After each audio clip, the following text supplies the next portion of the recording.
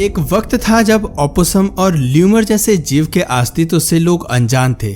साल 2000 में जब इन्हें खोजा गया तब कोई नहीं जानता था कि ये जीव असल में किस प्रजाति से संबंध रखते हैं और ये असली हैं भी या नहीं।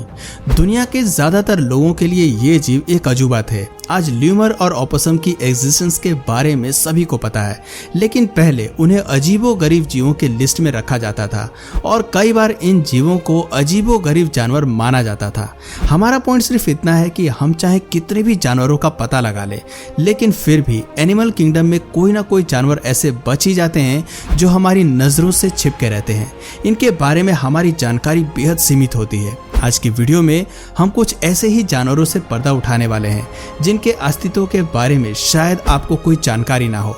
यकीन मानिए, केवल इन जीवों का नाम ही नहीं बल्कि इनके अनोखे फीचर्स और शिकार करने का तरीका भी आपको हैरान करके रख देगा। तो चलिए शुरू करते हैं।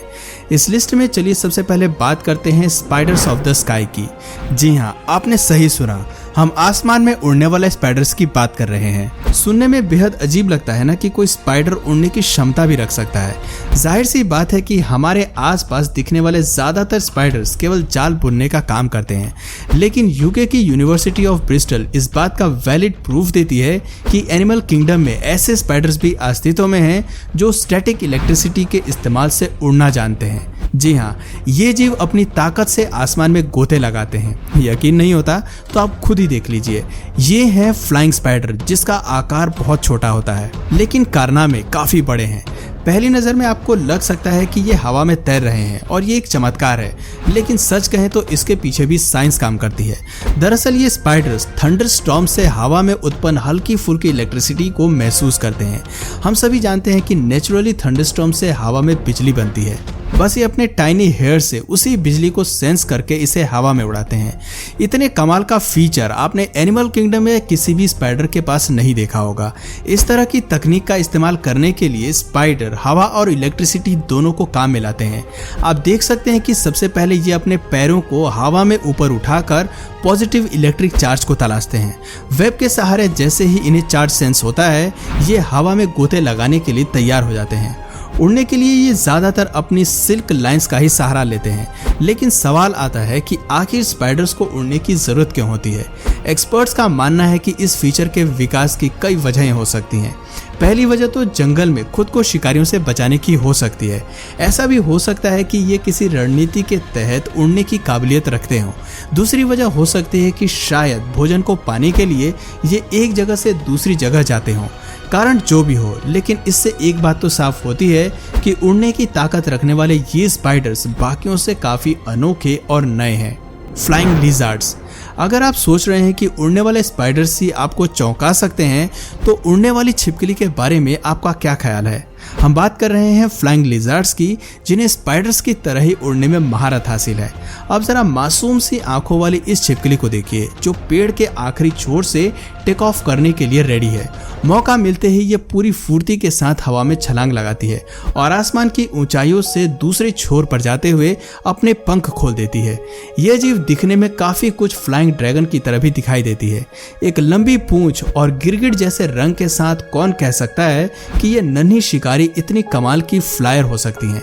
लेकिन वीडियो बताती है कि ये उड़ने से ज्यादा हवा में ग्लाइड करना जानती है। कई लोग इन्हें ग्लाइडिंग लिजर्ड्स के नाम से भी जानते हैं। आंकड़े बताते हैं कि उड़ते हुए ये छिपकली एक बार में 100 फीट की यात्रा तय कर सकती हैं। इसके अलावा इनकी कुछ प्रजातियां काफी जहरीली भी होती हैं। एक्सपर्ट्स मानते हैं कि इस तरह से उड़ते हुए ये कम समय में ज्यादा दूरी तय कर सकती हैं और समय समय पर भोजन के लिए अपना आशियाना बदल सकती हैं। प्लेटिपस।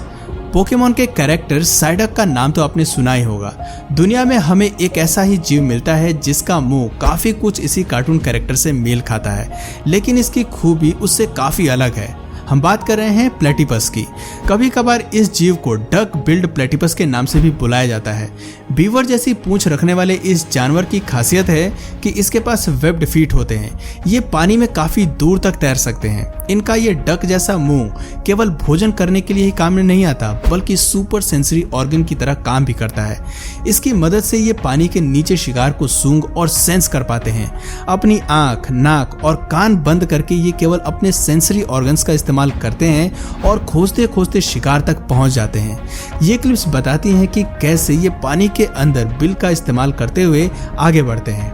जैसे ही इनके मुंह को शिकार के इलेक्ट्रिक फील्ड की भनक लगती है, ये एक्टिव मोड में आ जाता है और शिकार को पकड़ने के लिए जमीन को खोदना शुरू कर देता है।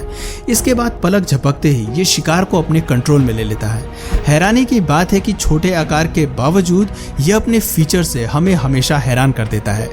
ल्यूमर चेहरे पर बड़ी आंखें, सुनहरे बाल और छोटे आकार के साथ ल्यूमर काफी समय से इंसानों के लिए दिलचस्पी का विषय रहे हैं। जंगल में रेंगते हुए इस जानवर को देखना इसलिए भी खास है क्योंकि एक पल के लिए तो इसको देखते ही इसके चेहरे पर दिल आ जाता है और अगले ही पल इनकी हरकतें हमें चौंका देती हैं।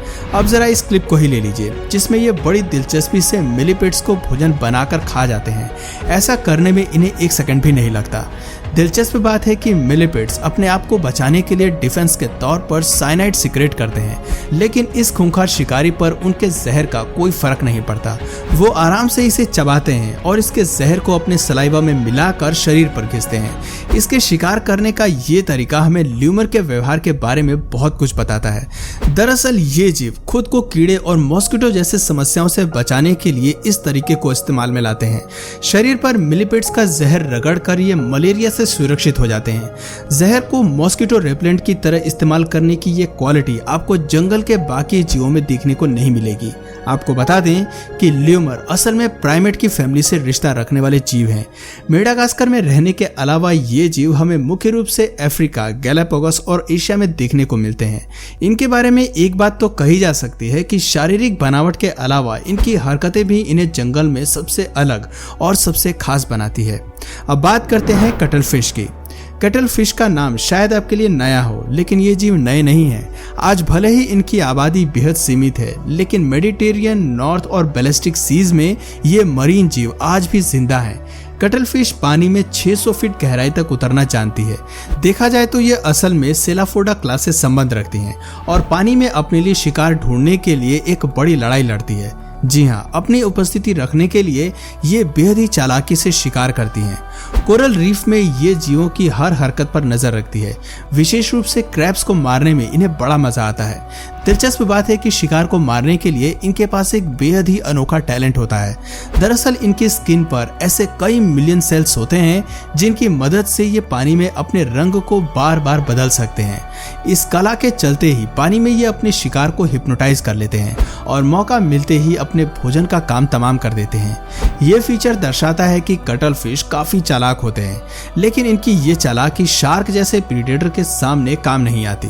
इसलिए शिकार करते हुए जब भी इनका पाला बड़ी मछली से पड़ता है तो ये खुद को बचाने के लिए रंग बदल लेती हैं और शार्क के जाते ही दोबारा उसी रणनीति के साथ शिकार करने के लिए निकल पड़ती हैं।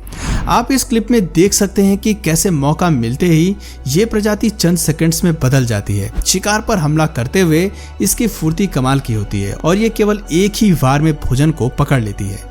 तो दोस्तों, ये थे एनिमल किंगडम के कुछ ऐसे जीव जिनका अस्तित्व लोगों के लिए अजीबोगरीब जरूर है, लेकिन इनके फीचर्स कमाल के हैं। इस तरह की टेक्निक हमें फूड वेब के बड़े बड़े शिकारियों के पास देखने को नहीं मिलती। तो दोस्तों, आपकी नज़र में इनमें से सबसे अनयूजुअल एनिमल कौन सा लगा, कमेंट करके जरूर बताइए। और अगर इस वीडियो से आपको कुछ नया जानने या सीखने को मिला या फिर इंटरेस्टिंग लगा तो प्लीज़ इस वीडियो को एक लाइक करके अपने फ्रेंड्स और फैमिली में से ज़रूर शेयर करें। और यदि आप इस चैनल पर नए हैं तो प्लीज़ इस चैनल को सब्सक्राइब करके बेल नोटिफिकेशन आइकन को ऑन कर लीजिए ताकि हमारे आने वाले वीडियोस आप मिस ना करें। मिलते हैं फिर किसी वीडियो में नए टॉपिक के साथ, तब तक के लिए नमस्कार।